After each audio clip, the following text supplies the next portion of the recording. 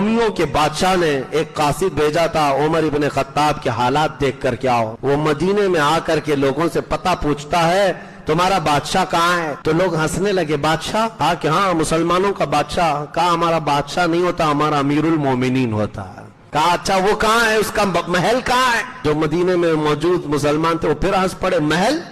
अमीरुल मोमिनीन का महल नहीं है। देखो मस्जिद नबवी के करीब में पीपल का एक दरख्त होगा, उसके साये में सो रहा होगा।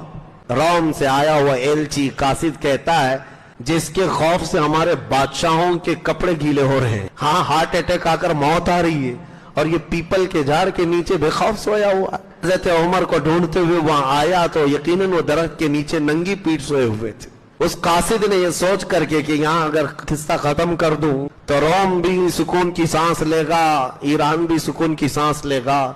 सोच रहा था, हज़रत उमर की आंखें खुल गई और कहा जो तू सोच रहा है वो होगा नहीं।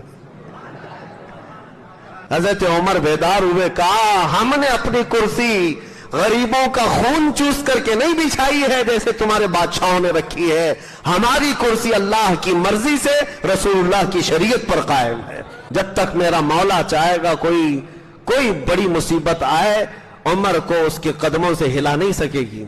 मेरे अजीजों, उस उमर इब्न खत्ताब जिसकी नेकियां आसमान के तारों के बराबर, जिसके बारे में रसूलुल्लाह ने फरमाया मेरे बाद नबी होता तो उमर होते। हजरत उमर रसूलुल्लाह के पहलू में दफन है। 12 साल गुजर गए थे आपके इंतकाल को। हजरत अब्बास रज़ियल्लाहु ताला अन्हु ख्वाब में देखते हैं हजरत उमर को, नीयत करके सोए थे अल्लाह एक बार मुझे उमर को दिखा दे। ख्वाब में उमर इब्न खत्ताब को देखा।